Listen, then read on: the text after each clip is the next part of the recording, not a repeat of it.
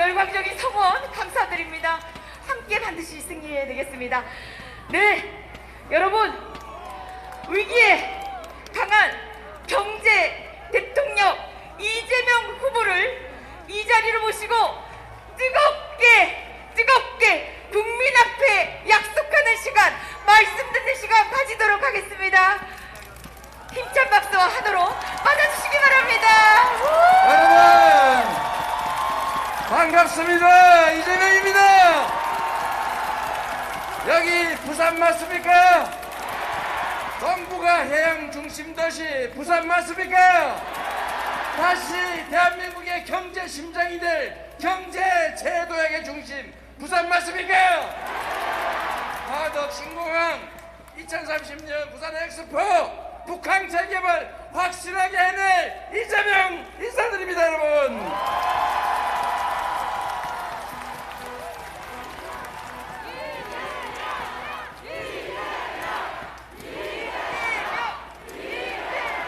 부산 시민 여러분 마스크 좀 벗고 해도 되겠죠? 카메라맨 조금만 계시면 그냥 계속 하십시오. 네네.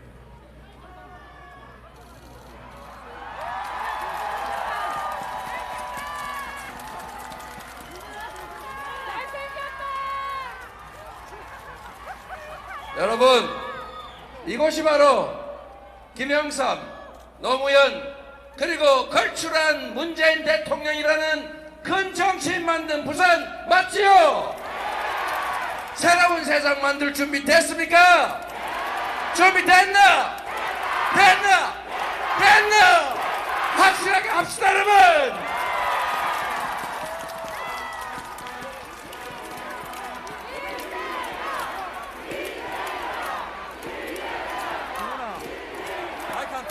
여러분 대한민국의 산업화와 민주화를 책임졌던 부산 이제 지금까지 쇠락을 벗고 새로운 미래를 향해서 희망을 가지고 나아가야죠. 세상에 먹고 사는 문제만큼 중요한 게 어디 있습니까? 안보도 중요하고 질서도 중요하고 민생도 중요한데 대한민국의 경제를 살릴 유능한 경제 대통령 후보 누굽니까 여러분?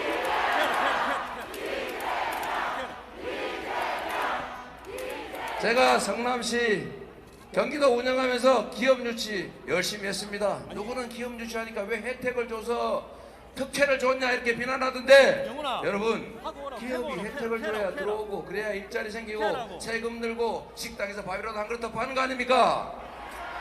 그게 바로 경제를 살리는 길인데 나한테 왜 두산그룹에 혜택 줬냐? 왜 현대중공업 혜택 줬냐? 시우지 그냥 놀게 놔둬야지 그거 왜 빌려줬냐? 이러는 정치 세력들이 과연 경제를 살릴 수 있겠습니까? 그리고 여러분한테 정말 미안한 얘기지만 저기 웨이브파크 만든다는 거 2년 6개월 동안 허가 안 해주고 괴롭혀가지고 떠났잖아요. 제가 딱 2년 만에 TFT 만들어가지고 규제 다 바꾸고 땅 사드리고 인허가 다 해드리고 건축허가 시켜서 공사 완료까지 2년 만에 끝내서 재작년 10월에 개장했는데 이런 것도 못하는 그런 정치 세력이 어떻게 경제를 살리겠습니까 여러분? 경제를 살리려면 누구를 설득해야 되겠습니까?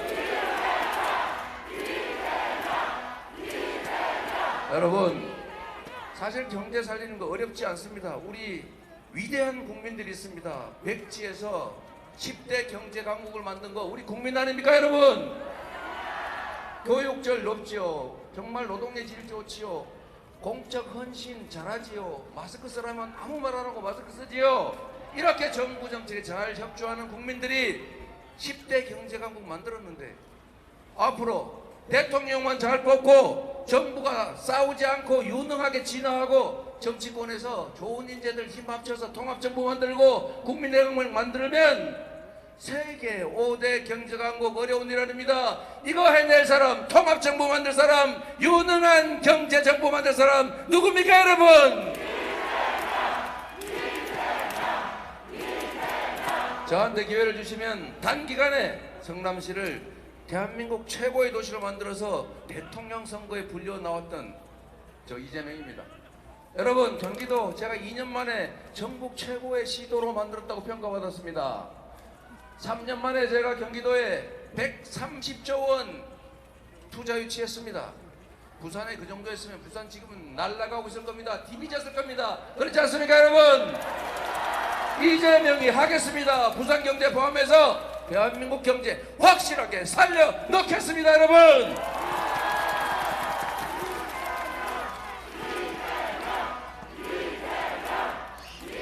여러분, 우리가 나라를 만들어서 함께 사는 이유, 우리가 법을 만들어서 우리가 손해보면서도 지키는 이유는 우리가 모두 함께 잘 살기 위해서죠. 그렇죠?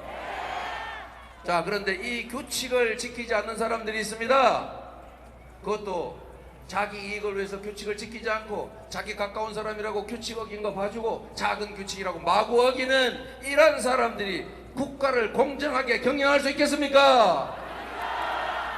공정하게 국가를 경영할 능력이 있는 사람, 박근혜 이명박 정부에서 탈 털었지만 이렇게 멀쩡하게 살아남은 사람, 이런 사람이야말로 공정하게 경제 운영하지 않겠습니까? 여러분, 솔직히 한번 턱 터놓고 말해보죠. 부산 LCT 그거 그냥 허가해줘가지고 부산공사가 가지고 있던 땅 원가로 팔아가지고 그 사람들이 100% 1조 원 그냥 공짜로 먹었지 않습니까? 그렇게 했던 집단들이 내가 그래도 민간개발 못하게 하고 악착같이 공공개발해서 회수해가지고 70% 5,800억 뺏었더니 그거 나눠먹은 집단들이 너보고 왜 다 못 지켰냐고 합니다. LCT를 잘했습니까? 대장동 개발을 잘했습니까, 여러분? 여러분, 이런 후한무치하고 이런 적반하장 일삼는 이런 마인드로 국가 권력을 제대로 행사할 수 있겠습니까? 여러분, 또 하나 중요한 게 있습니다. 안보. 지금 여러분 불안하시죠? 솔직하게 그렇지 않습니까? 뭐 우리가 대범한 척 하지만 솔직히 불안하잖아요. 특히 우리 가까운 아들, 남편, 아버지, 친구 불안하지 않습니까? 여러분, 그런 얘기 있습니다. 전쟁 결정은 나이든 정치인들이 하는데 전장에서 죽어가는 것은 우리 젊은 청년들이다. 결정에도 참여하지 못한 청년들이 무슨 죄 때문에 전장에서 죽어가야 합니까? 필요하면 싸워야죠. 그러나 피할 수 있다면 최대한 피해야 됩니다. 그렇지 않습니까? 싸워서 이기는 것은 필요하긴 하지만 하책입니다. 다 부서지고 다 죽은 다음에 이기면 뭐 하겠습니까? 싸우지 않고 이기는 게 진짜 실력입니다. 그런데 이것도 중책에 불과해요.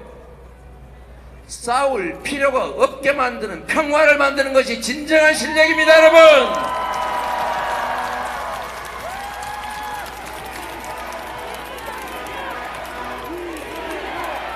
여러분, 평화라고 하는 것이 난폭한 언사와 폭력적 행동으로 만들어지지 않습니다. 안보에는 적의 위협을 최소화하고 우리의 방어력을 최대화하는 것입니다. 방어력을 최대화해야죠. 우리 국방비 어떤 보수 정권보다도 많이 지출했습니다. 이제는 우리가 수입하는 무기보다 수출하는 무기 가액이 더 많아졌어요. 사드 이런 거 안 해도 우리 청궁투 미사일 방어 체제 아랍에미리트에 한 세트만 4조 원 받고 팔았습니다, 여러분. 큰 소리 칠 게 아니라 실력을 키워야죠.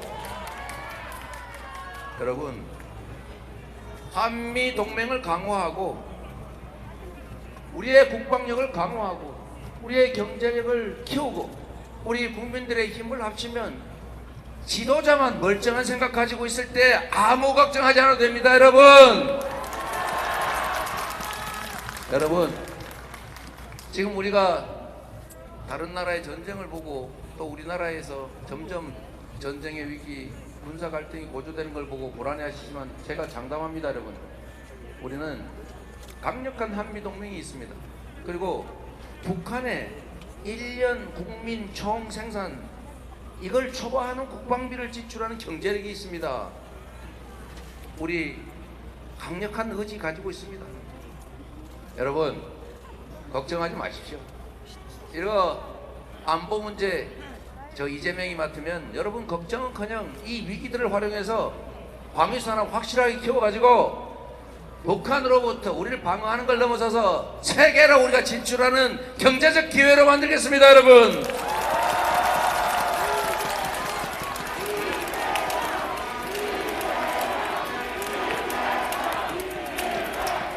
여러분, 코로나 무섭지요? 솔직히 무섭지 않습니까? 근데 과거보다는 덜 무섭지요?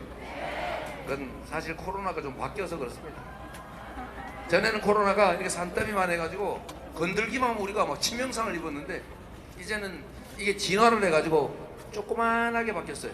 동작발은 조그만한 걸 바뀌어가지고 막을래야 막기가 어렵게 됐습니다. 대신에 위험성이 확 떨어졌어요. 우리가 이제는 옛날에 곰 잡듯이 이렇게 막 봉쇄하고 온 동네가 난리 칠 필요가 없습니다.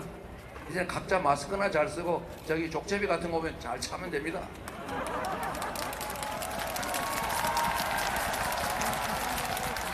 그래서 여러분, 이제는 방역 체제도 바꿔야 합니다.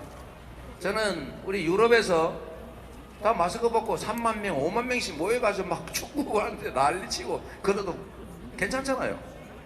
우리가 해야 될 일은 뭐냐면 정말 위험한 기저질환자나 이런 거 잘 관리하고 백신 잘 맞추고, 그리고 환자 중에서 대부분 다 2, 3일 그냥 증세 있을 둥 말 둥하고 지나가기 때문에 위험한 환자들만 골라서 철저하게 관리해서 치명률 낮추면 됩니다. 그렇죠? 우리가 이제 3월 10일이 되면 이재명의 주도하에 가장 코로나 대응 잘했던 이재명이 유연하고 스마트한 방역으로 일상적 활동으로 돌아가면서도 방역은 확실하게 해내겠습니다, 여러분.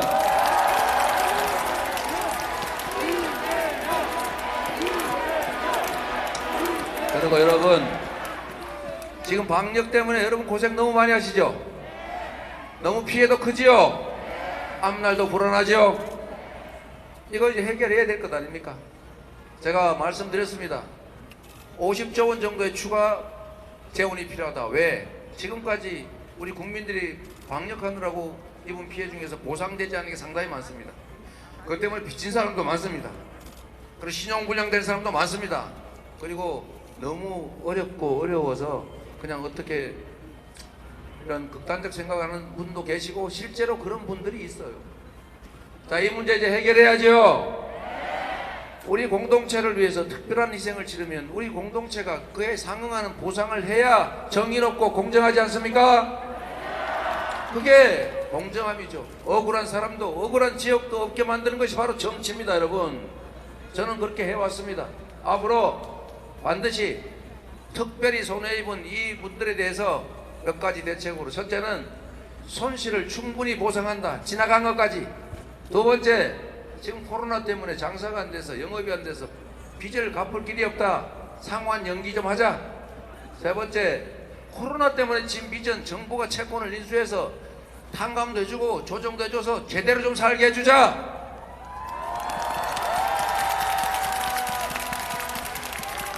꼭 해야 될 일입니다. 이러려면, 그리고 앞으로 우리가 또 살아야 되지 않습니까? 앞으로는 우리가 방역에 협조하면 오히려 이익이 되더라, 이런 생각이 들게 해줘야 더 열심히 협조할 거 아니겠습니까? 그렇게 할 수 있도록. 그리고 또 마지막으로, 우리가 지난 거 그냥 그것만 떼어서 될 일이 아니죠. 살아가야 될 것 아닙니까? 전 세계에서 가계 부채 비율이 제일 높고 정부가 개인 가게에 지원하는 금액 제일 작고, 그래서 국가 부채 비율은 다른 선진국의 3분의 1 정도밖에 안 된다. 기껏해야 절반도 안 된다. 이제는 우리 국민들도 좀 살자. 다른 나라는 코로나19 생긴 다음에 GDP의 15%를 국민들에게 지원해 줬는데 우리나라는 5%밖에 안 해줬지 않습니까? 이 10%가 어디 갔냐? 다 개인의 빚으로 남아있는 겁니다, 여러분. 자, 이제 50조 원 정도 예산, 제가 특별 행정명령, 긴급 재정명령을 해서라도, 추경을 긴급하게 해서라도 이거 다 채워넣고 앞으로 필요한 예산 확보하고, 그리고 또 매출을 올려줘야 진짜로 살 거 아닙니까? 지역 화폐로, 소비 쿠폰으로 우리 소상공인들 매출을 올릴 수 있도록 하겠습니다. 그래야 이중 효과가 나잖아요. 10조 원을 쓰면 10조 원의 가계소득 지원, 10조 원의 매출 증가 효과, 거기다 곱하기 승수 효과까지 경제가 확실하게 살아나는 거. 재작년 1차 재난지원금 때 여러분 보셨죠? 그거 누가 만들었습니까? 모르는 분이 계신 모양인데 그거 누가 만들었습니까? 역시 잘하죠. 제가 코로나 초기에 누구는 압수수색 영매가 해코지할까봐 무서워서 안 했다는 설이 있었는데 저는 그런 거 신경 안 쓰고 정치적 손실 내가 감수하면서 확실하게 제가 신천지 본부 쳐들어가서 명부 구했습니다. 전체 시설 확보해가지고 다 폐쇄시켰습니다. 그리고 교주 검사 안 받으려고 자꾸 피해 다니는 거 제가 가평 아방군까지 쫓아가가지고 검사시켰지 않습니까? 그날 밤에. 여러분 실력이 있으면 유능한 코로나 극복 위기 극복 총사령관 이재명이 있으면 여러분 앞으로 코로나 극복 걱정 안 해도 된다. 맞습니까?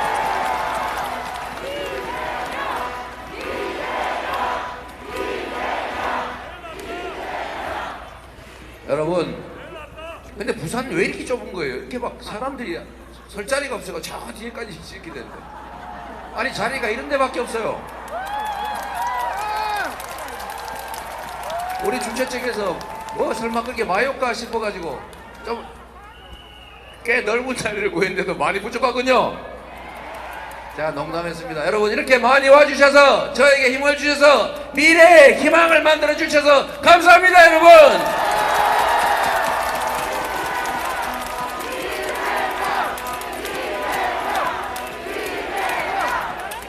여러분 요즘 부울경 메가시티 잘 돼가고 있습니까?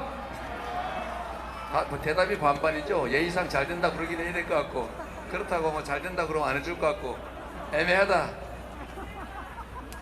예 아니요 합쳐서 이거 예요. 여러분 저는 이렇게 생각합니다. 대한민국이 한때 자원은 부족하고 투자할 곳은 많아서 한 곳에 이렇게 집중을 해야 될 시절이 있었어요. 그래서 국가의 성장 발전 전략으로 불균형 성장 전략, 한 곳에 집중한다. 다른 데는 잠깐 기다려라. 나중에 낙수가 있으면 그때 좀 혜택을 봐라. 이 작전으로 재벌을 만들어서 특정 기업을 집중 지원했고 수도권을 정해서 집중 지원했습니다. 여러분 잠깐은 효과가 있었습니다. 여러분 그런데 이제는 어떻게 됐습니까? 수도권 폭발 직전입니다.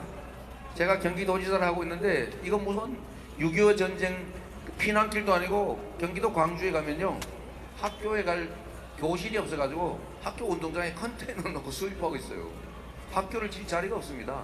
출근하는데 막 2시간씩 걸려 죽으려고 그래요. 지옥철이래요 지옥철. 그런데 지방은 어떻습니까?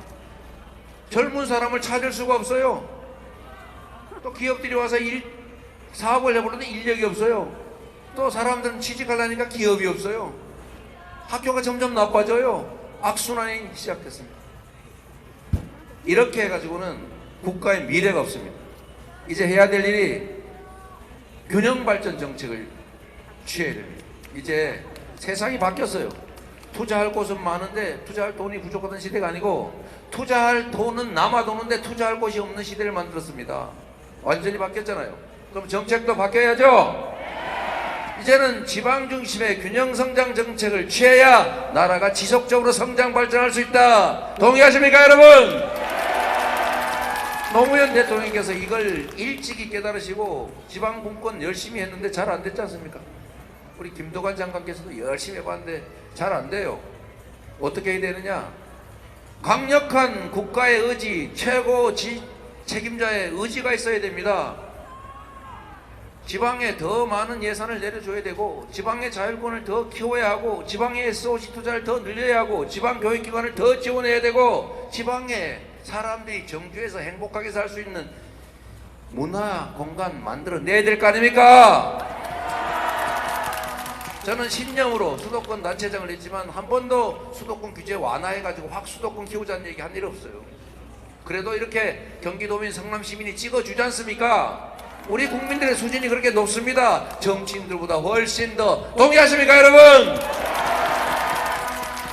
제가 책임지겠습니다.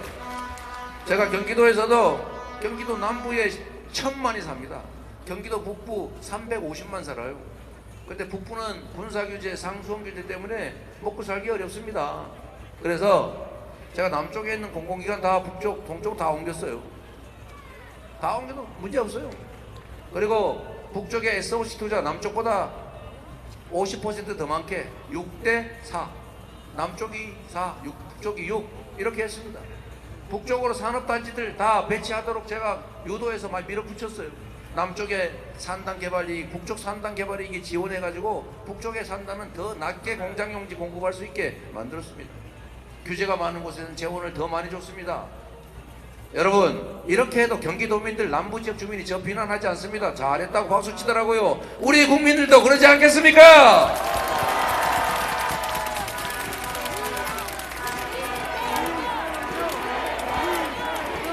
그래서 여러분, 제가 이런 구상을 했습니다. 물론 김경수 지사께서 먼저 시작하시고 문재인 대통령께서 적극적으로 지원한 것인데, 동남권 그러면 저쪽 좀 싫어해요. 부울경 메가시티 꼭 해야 됩니다. 그 중심이 부산이 되겠죠? 부산이 동북아로 뻗어가는 해양, 항만, 철도, 그 다음에 하늘길의 첫 출발지 아닙니까? 이제 부산도 새로운 기회를 가져야 된다. 메가시티 중에서 경부, 대구, 그 다음에 부울경, 전남, 광주 다 묶어서 남부 지역에 새로운 수도권 하나 만들자. 싱가포르처럼 독립된 하나의 경제권 만들자. 동의하십니까, 여러분? 동의하십니까? 그러면 팍팍 찍어주세요.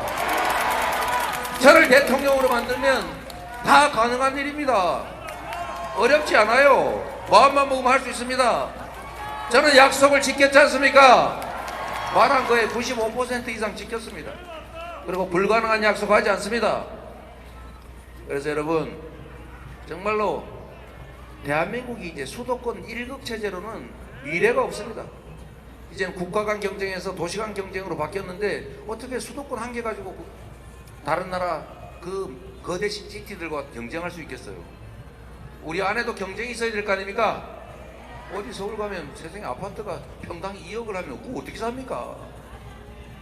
여러분, 그래서 균형발전, 자치분권의 강화, 부산 북항, 엑스포 2030 가덕 신공항 해야지요.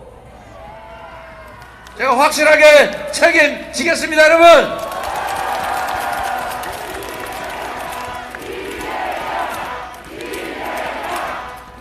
여러분들 아까 준비됐다고 했죠? 진짜 됐죠? 확실히 됐죠? 제가 우리 부산 시민 여러분을 믿겠습니다.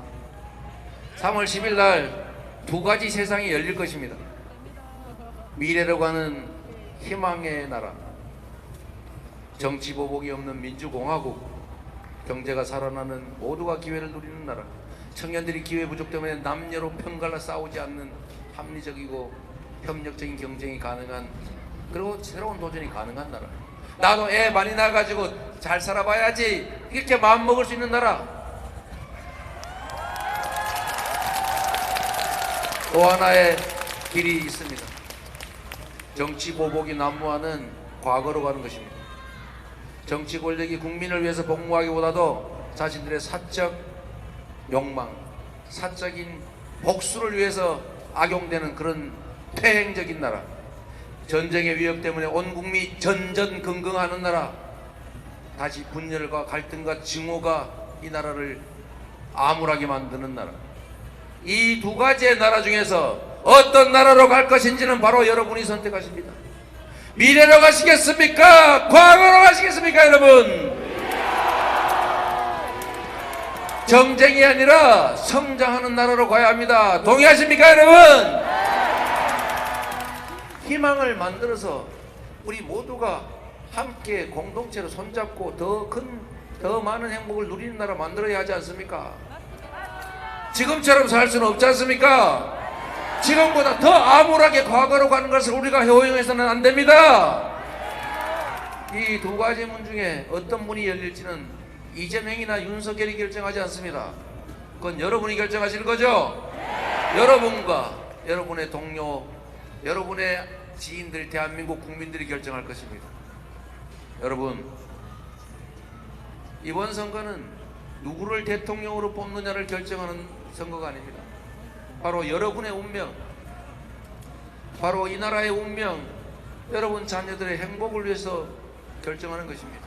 저는 하나의 수단이죠. 이재명에게 힘내라고 하지 마십시오. 여러분이 힘을 내십시오. 이재명을 지지하기보다 여러분의 일을 하십시오. 이 나라의 주인은 바로 여러분이고, 역사를 만드는 것도 여러분이고, 이 운명을 결정하는 것도 바로 여러분 아니겠습니까? 여러분을 믿어도 되겠습니까? 부산 믿어도 되겠습니까? 됐나? 저도 준비됐습니다. 감사합니다.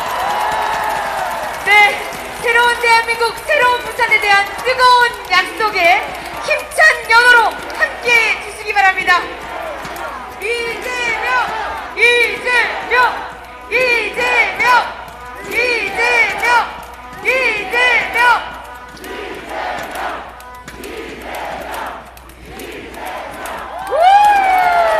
네, 시민 여러분께 더 가까이 다가가기 위해서 네, 연단 이리저리 눈 맞추고 계십니다. 네, 뜨겁게 약속해 주셨습니다. 그런데요, 후보님, 이렇게 약속을 하는데도 우리 국민들은 또 다른 약속을 요청하십니다. 네, 지금 소상공인 여러분의 어려움을 이야기하셨는데요. 다음은 부산 소상공인 자영업자 여러분들이 희망과 진심을 담은 정책권에서와 편지를 전달하는 시간이 준비되어 있습니다. 네. 조금만 좀 기다리세요. 네. 여러분, 제가 빼먹은 게 하나 있어가지고. 여러분, 제가 드려야 될 말씀 중에 빼먹은 게 있어가지고, 제가 원고를 놓고 읽으면 딱 하나도 안 빼먹을 수 있는데, 하도 여러 얘기를 하다 보니까 빼먹은 게 있어서. 이거 원래 이제 전략본부에서 이 얘기는 꼭 해라 부산 가면 이게 있었는데 제가 지금 기억이 안 나가지고. 자, 여러분에 관계된 얘기니까 자, 두 개만 간단하게 추가로 좀 말씀을 드리고 오겠습니다. 괜찮겠죠? 뭐 여기까지 왔는데 뭐 빨리 끝내나 늦게 끝내나 뭐. 네. 첫 번째로 제가 오늘 사실 여러분 저희가 금융 관련 정책 발표를 했어요. 네, 보신 분이 있을지 없을지 모르겠는데 핵심은 그런 겁니다. 민주주의 사회에서는 형평과 정의라고 하는 게 정말로 중요한데 금융에 관해서는 문제가 참 많더라. 돈 많고 수입 많고 사회 경험 많은 사람은 은행에 가면 돈을 저리로 장기로 고액으로 얼마든지 빌려주는데 우리 서민들은 수입이 적다고, 청년들은 경험이 적다고, 우리 서민들은 재산이 적다고 돈을 안 빌려줘요. 그래가지고 캐피탈 뭐 대부업체 사채시장 이런 데 가서 엄청나게 뺏기고 있지 않습니까? 이거 고쳐야 되겠죠? 그래서 제가 금융에 대한 고민을 참 많이 했는데 그 결과로 일부지만 제가 오늘 정책 발표를 한 게 있으니까 그거 여러분도 주변에 소문도 좀 내주시고, 야 이거 이렇게 해야 내가 확실히 이익이 되겠다 이래서 표를 찍는 데도 도움이 될 것 같아서 그 말씀 하나 드리겠습니다. 아 잠깐만요. 그래서 여러분 감사합니다. 파이팅. 여러분 정말 우리 금융은 다른 어떤 영역보다도 심각한 불평등이 있습니다. 억강부약, 힘센 사람은 조금 절제시키고 힘없는 다수는 좀 부축해서 같이 사는 게 정치 아닙니까? 그래서 같이 살게 만드는 게 정치죠. 그런데 금융은 그렇지 않아요. 돈 많고 수입 많고 경력 많은 사람은 많이 있는데 안 빌려줍니다. 그래서 이걸 좀 바꾸자 그래서 몇 가지를 제가 했는데, 일단 코로나19와 관련된 신용 대사면을 하자. 코로나19 때문에 빚제가 신용불량된 거 다 사면해 주자.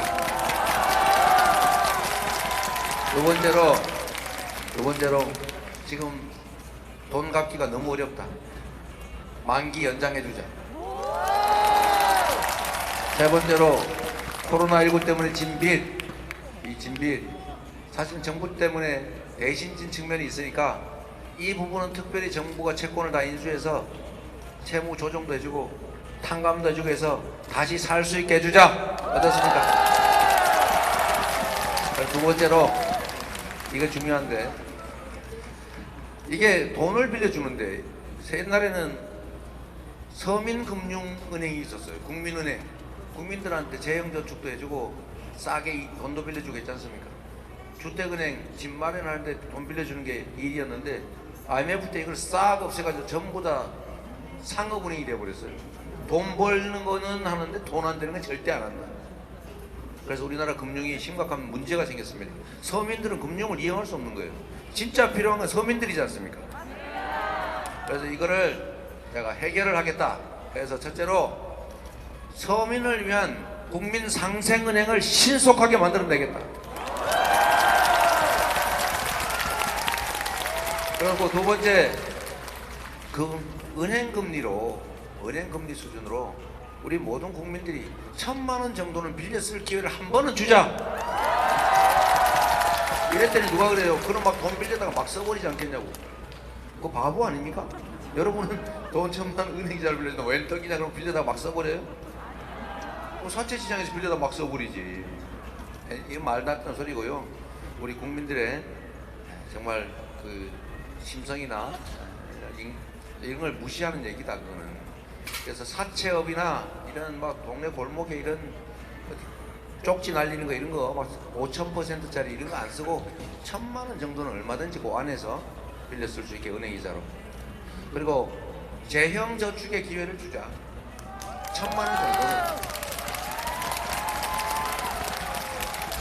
은행이 요새 우리는 이렇게 어려운데 작년에 은행이 14조 원인가 흑자가 늘어났답니다.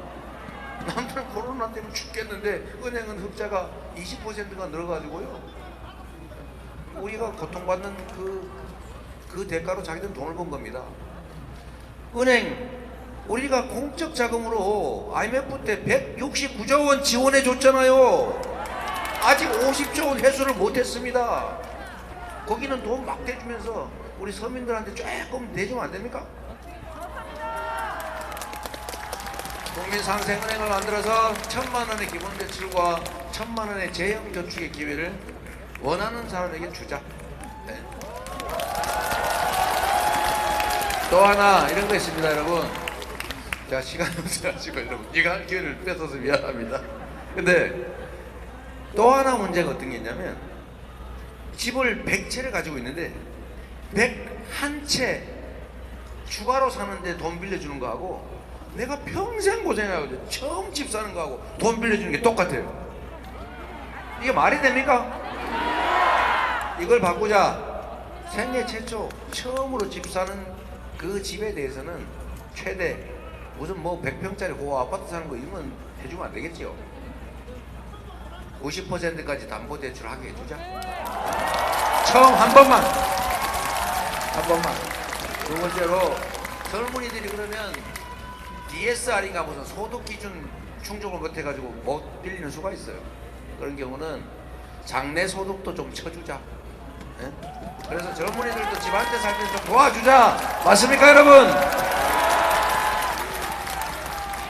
그리고 마지막으로 금융정책에 가는 것인데, 마지막은 여러분 이사철 돼 가잖아요. 여러분 또 막 전세금 막 보증금 올라가는데 돈 빌릴 거 까마득하죠. 근데 월세로 추락하는 거 아니냐 걱정되죠. 이런 서민들의 이사철 임대보증금 이런 건 좀 빌려주자. 네? 그래야 되겠죠. 그러면 누가 그럴 겁니다. 아, 그렇게 하면 시중에 유동성이, 즉 현금이 너무 많이 풀려가지고 물가 오르고 큰일 나요. 그러면 이런 건물 사는 거, 어디 부동산 투기하려고 돈 빌리는 거, 이런 걸 줄이면 되지 않습니까, 여러분? 이게 구체적 타당성이라는 거죠. 이게 행정의 현장성이죠. 이게 바로 경제, 금융, 실력 아니겠습니까, 여러분? 네. 내가 이게 사설이 더 길어진 것 같은데 마지막 하나만 더 말씀드리겠습니다. 부산 우리 영화제 유명하죠. 저도 가끔씩 와보긴 하는데 제가 부산 영화제 뺏어가려고 노력도 많이 했는데 실패했습니다. 지스타 하잖아요. 지스타. 이런 자리를 좀 잡는 것 같은데 이 지스타도 원래 전 모시장이 하도 괴롭혀가지고 그런 일이 있어요. 하도 괴롭혀가지고 박근혜 때 성남으로 가자 이런 때가 있어서 제가 막 데려가려다가 실패했어요. 지금 생각하면 잘 실패했습니다. 근데 여러분 여기는 문화의 도시지 않습니까? 문화의 도시. 그래서 부산문화재 앞으로는 문화 컨텐츠가 미래의 핵심 산업이 됩니다. 그래서 문화는, 예술은 정부가 지원해 줘야 합니다. 이건 개인이 즐겁자고 하는 일을 넘어서서 우리 모두의 것입니다. 그렇기 때문에 문화예술에 대한 지원하되 간섭하지 않는다. 이 김대중 대통령이 정한 원칙은 반드시 지켜야 됩니다. 그렇죠? 다이빙 벨이라고 막 괴롭히고 이러면 안 된다. 그죠? 그럼 블랙리스트 이런 거 만들어가 네가 만든 거 너 나한테 전에 반기 들었지? 너 안 돼. 이런 거 하면 안 되겠죠? 그런데 안상수 무슨 선대위에 뭐 한다는 사람이 좌파 한번 손 봐주겠다 이런 비슷한 얘기를 하는 것 같은데 좀 걱정되긴 합니다. 여러분, 문화예술은 우리 모두의 것이고 대한민국이 세계를 향해 나아가는 핵심 산업입니다. K컬처, 이제 삼성전자가 수조 원씩 막 광고비 들어서 하는 것보다도 BTS 한번 뜨면 끝이에요. 오징어 게임 한번 보고 난 다음에 한국 가고 싶어서 못 산다지 않습니까? 이제 골목에서 오징어 게임 한번 하려고. 우리는 안 하지만. 그래서 여러분, 우리가 문화국가로 가야 한다. 부산은 특히 문화에 관심이 많으시니까 제가 이 말씀 드리는 거예요. 우리 김구 선생께서 한없이 높은 문화를 가진 문화 강국 만들고 싶다 이렇게 말씀하셨는데 이제 그 꿈이 일부 이루어지고 있습니다. 그래서 문화에는 간섭하면 안 됩니다. 문화는 저항과 반발이 기본이에요. 순종하는 건 문화가 아닙니다, 여러분. 제가 문화예산 확실하게 늘리고 부산 문화재 국가예산으로 지원하고 부산 문화도시로 확실하게 키워놓겠습니다, 여러분.